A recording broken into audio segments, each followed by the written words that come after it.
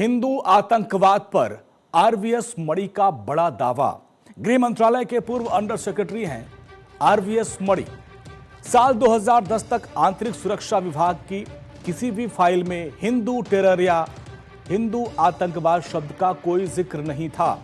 उन्होंने आरोप लगाया कि 2006 में कांग्रेस नेता दिग्विजय सिंह ने उनसे ऐसे मामले ढूंढने को कहा था, जिस पर उन्होंने साफ मना कर दिया था कि देश में ऐसा कोई भी मामला नहीं है। मणि ने आरोप लगाया कि 26/11 का मुंबई हमला कांग्रेस और पाकिस्तानी खुफिया एजेंसी आईएसआई के बीच एक फिक्स्ड मैच था। उनका कहना है कि कसाब के हाथ में कलावा बंधा होना भी इसी साजिश का हिस्सा था, ताकि इस हमले को एक हिंदू हमला दिखाया जा सके। लेकिन तुकाराम ओंबले की बहादुरी ने इस योजना को नाकाम कर दिया। मालेगांव ब्लास्ट मामले पर भी बात करते हुए उन्होंने कहा कि यह पहले दिन से ही एक झूठा और पहले से तय स्क्रिप्ट पर आधारित मामला था। उन्होंने साध्वी प्रज्ञा और कर्नल पुरोहित की गिरफ्तारी को एक सोची समझी साजिश बताया और कहा कि पाकिस्तान नहीं चाहता था कि कर्नल पुरोहित सेना में कोर कमांडर जैसे बड़े पद तक पहुंचे। ईश्वर जहां एनकाउंटर मामले को लेकर भी मणि ने दावा किया कि उनके वरिष्ठ अधिकारियों ने इस केस को राजनीतिक रंग दे दिया था।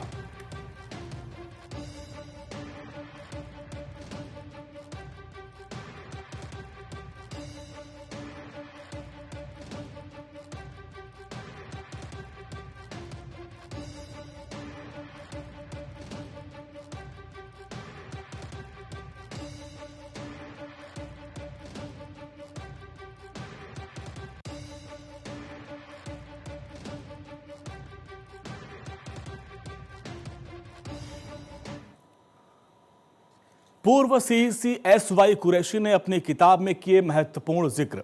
अपनी आने वाली किताब India and I A 100 memories not a memoir में लिखा, 2012 के यूपी विधानसभा चुनाव के दौरान तत्कालीन प्रधानमंत्री डॉक्टर मनमोहन सिंह के साथ हुई एक बेहद भावुक बातचीत का जिक्र किया। 2012 के चुनाव प्रचार के दौरान कांग्रेस नेता सलमान खुर्शीद ने मुस्लिम कोटा बढ़ाने का वादा किया था, जिसे चुनाव आचार संहिता का उल्लंघन मानते हुए चुनाव आयोग ने उन पर कड़ी कार्रवाई की थी। इसके बाद कुछ कांग्रेस नेताओं ने चुनाव आयोग को घमंडी और मनमाना काम करने वाला कहना शुरू कर दिया था। जब कुरैशी ने मंत्रियों की इस बयानबाजी पर आपत्ति जताई और ये बात प्रधानमंत्री तक पहुंची, तब मनमोहन सिंह ने तुरंत कुरैशी को फोन किया और मिलने को बुलाया।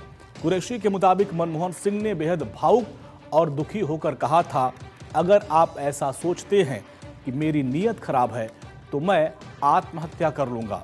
मनमोहन सिंह ने कुरैशी से बातचीत में लोकतंत्र के प्रति अपना सम्मान जाहिर करते हुए कहा था, चुनाव आयोग सिर्फ भारत का गौरव नहीं बल्कि ये हमारे लोकतंत्र की आत्मा है। अगर हम इसे खो देंगे तो हम सब कुछ खो देंगे। कुरैशी ने बताया कि प्रधानमंत्री से इस मुलाकात के बाद चुनाव आयोग के खिलाफ हो रही बयानबाजी तुरंत रुक गई। उन्होंने मनमोहन सिंह की तारीफ करते हुए कहा, अपने जीवन में कई शक्तिशाली लोगों को देखा, लेकिन मनमोहन सिंह जैसा संवेदनशीलता और गरिमा बहुत कम नेताओं में देखने को मिलती है।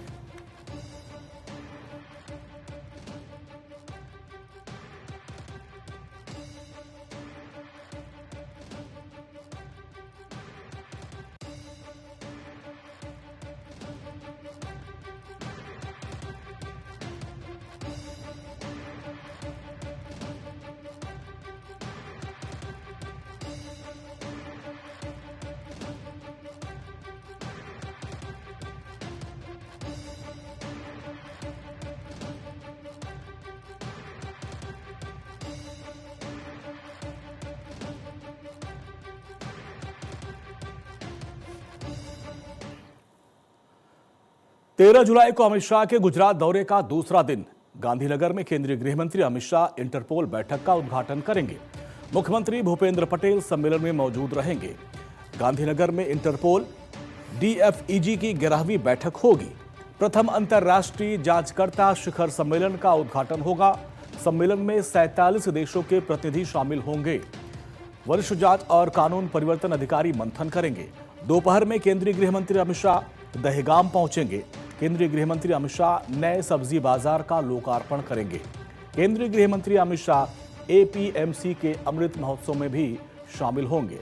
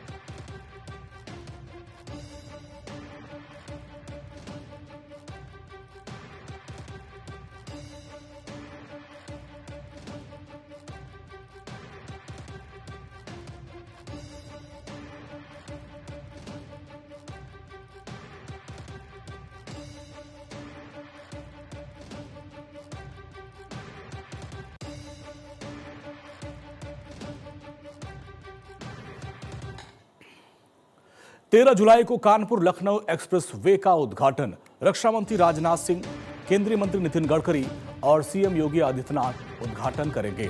लखनऊ से कानपुर का सफर अब सिर्फ 30 मिनट में तय होगा। लखनऊ से कानपुर तक 63 किलोमीटर लंबा एक्सप्रेस वे है। एक्सप्रेस वे के निर्माण पर 3,600 करोड़ रुपए खर्च हुए। लखनऊ से कानपुर एक्सप्रेस वे पर 120 किलोमीटर प्रति घंटे की रफ्तार से वाहन दौड़ेंगे। एआई सिस्टम से ओवर स्पीडिंग का चालान होगा।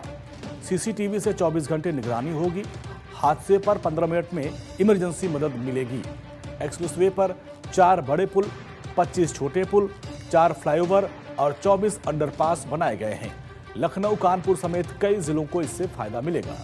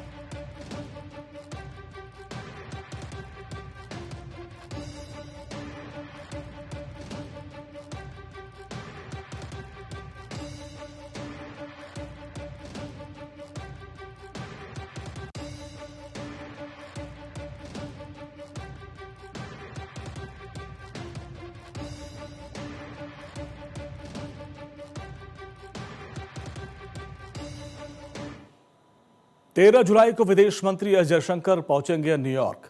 यूनाइटेड नेशन सिक्योरिटी काउंसिल की सीट के लिए अभियान की शुरुआत करेंगे। 2028-29 के लिए भारत की यूएनएससी दावेदारी की औपचारिक शुरुआत करेंगे। यूनाइटेड नेशन मुख्यालय में विशेष कार्यक्रम होगा। यूएन महासचिव एंटोनियो गुटेरेस से मुलाकात करेंगे। भारत की उम्मीदवारी पर चर्चा होगी। इसके बाद विदेश मंत्री डॉक्टर एस जयशंकर ब्रसेल्स का दौरा करेंगे। भारत ईयू व्यापार एवं प्रौद्योगिकी परिषद में शामिल होंगे। ईयू और बेल्जियम के नेताओं से मुलाकात करेंगे। भारत की वैश्विक कूटनीति को नई रफ्तार मिलेगी।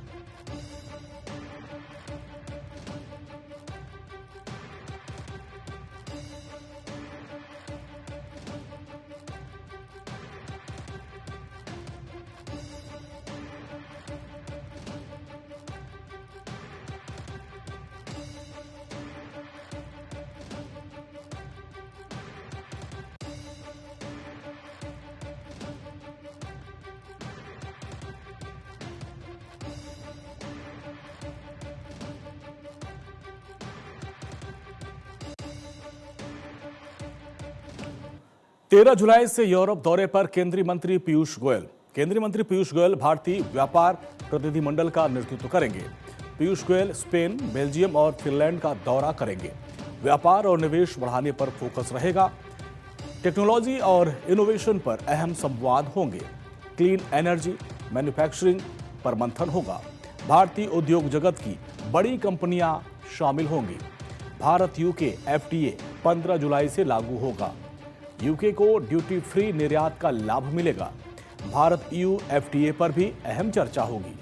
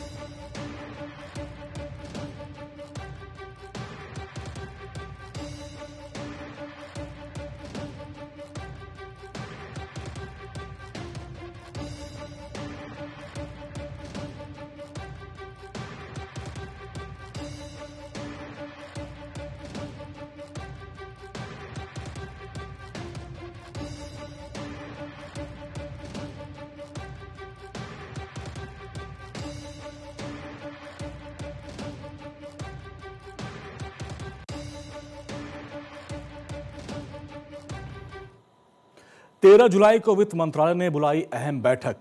निर्मला सीतारमण बैठक की अध्यक्षता करेंगी। विदेशी मुद्रा जुटाने पर मंथन होगा। सार्वजनिक क्षेत्र के बैंक भी बैठक में शामिल होंगे। आईडीबीआई बैंक और वित्तीय संस्थान भी मौजूद रहेंगे। विदेशी पूंजी बढ़ाने की रणनीति बनेगी। एफसीएनआरबी जमा बढ़ाने पर भी चर्चा होगी। विदेशी मुद्रा कर्ज के विकल्पों पर विचार होगा। बैंकों के फंडिंग बेस को मजबूत करने पर जोर रहेगा। विदेशी निवेश आकर्षित करने की रणनीति बनेगी।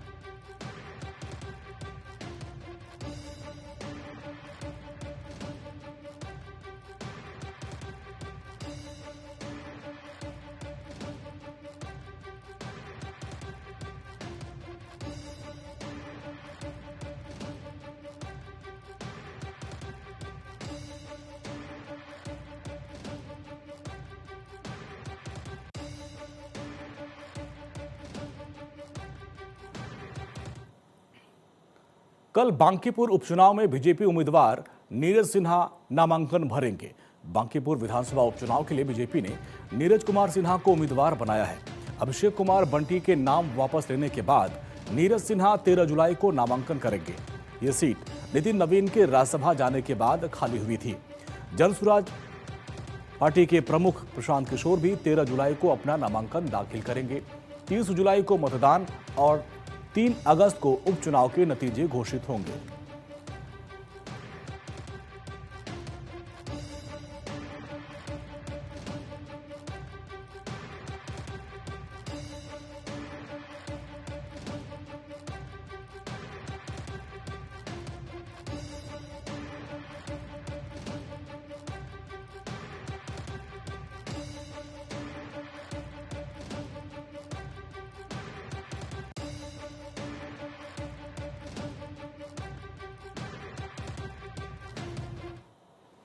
कल से बंगाल में लागू होगा नया गुंडा दमन कानून। पश्चिम बंगाल में 13 जुलाई से नया गुंडा दमन कानून लागू किया जाएगा। मुख्यमंत्री शुभेंदु अधिकारी ने कानून व्यवस्था से खिलवाड़ करने वालों को चेतावनी दी है। बस ट्रेन जलाने, पुलिस पर हमला और महिला अपराध पर सख्त कार्रवाई होगी। मुर्शिदाबाद दौरे के दौरान सीएम ने कानून का राज सर्वोपरि होने की बात कही। सरकार ने अपराध और अराजकता पर जीरो टॉलरेंस की नीति का संकेत दिया।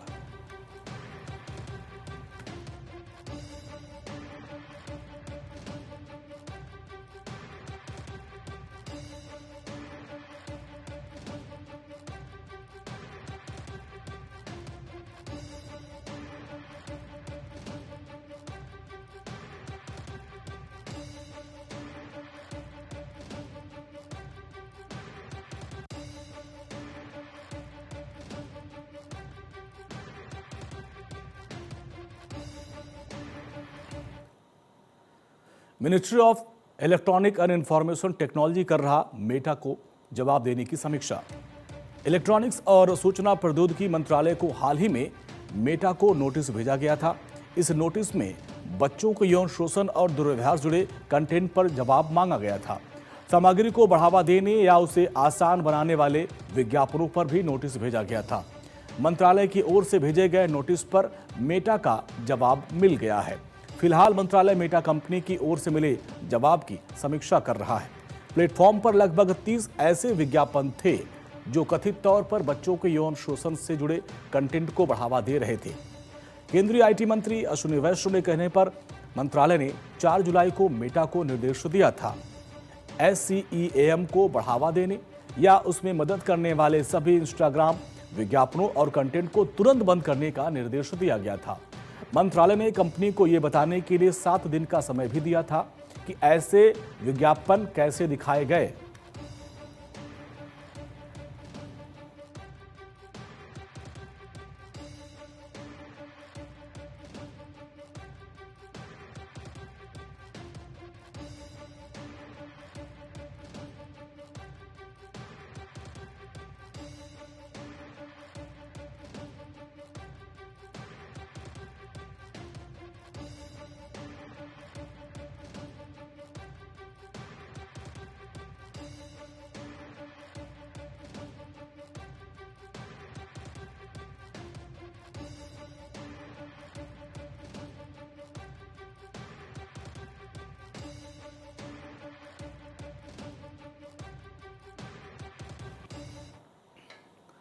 बीएसएनएल की रणनीतिक समीक्षा बैठक कल। केंद्रीय मंत्री ज्योतिरादित्य सिंधिया कल बीएसएनएल की रणनीतिक समीक्षा बैठक की अध्यक्षता करेंगे। विज्ञान भवन में बीएसएनएल की भविष्य की योजना और रणनीति पर मंथन होगा। बैठक में नेटवर्क विस्तार और सेवाओं को मजबूत करने पर चर्चा होगी।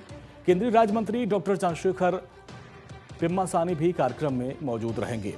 बीएसएनएल के आधुनिकीकरण और आगामी रोडमैप पर अहम फैसले की उम्मीद है।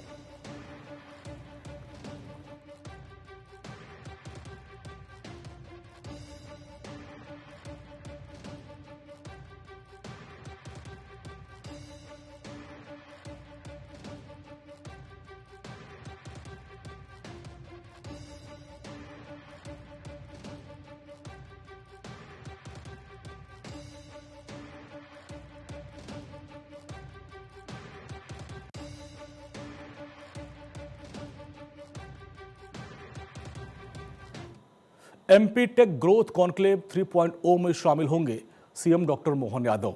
मध्य प्रदेश के मुख्यमंत्री डॉक्टर मोहन यादव 13 जुलाई को एमपी टेक ग्रोथ कॉन्क्लेव 3.0 में शामिल होंगे।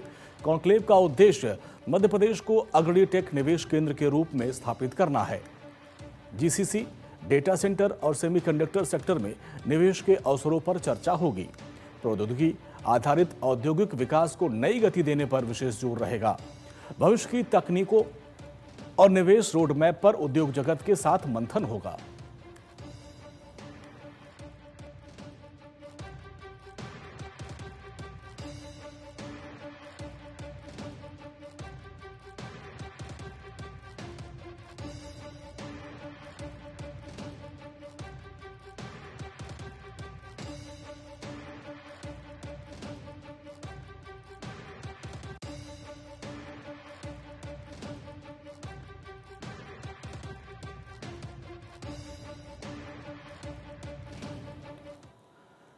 13 जुलाई को इंडी हाट 2026 का उद्घाटन। केंद्रीय कपड़ा मंत्री गिरिराज सिंह इंडी हाट भारत की समृद्ध हथकरघा और हस्तशिल्प विरासत का उत्सव का उद्घाटन करेंगे।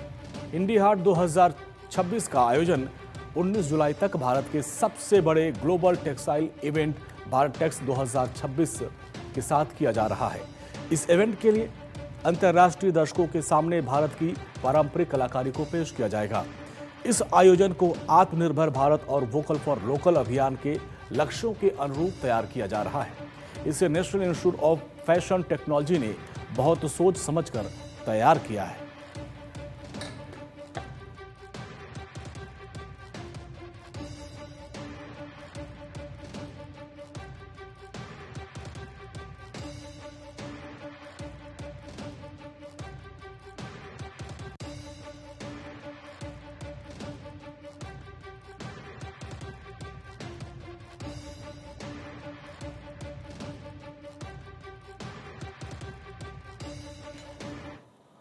कल से छत्तीसगढ़ विधानसभा का मॉनसून सत्र।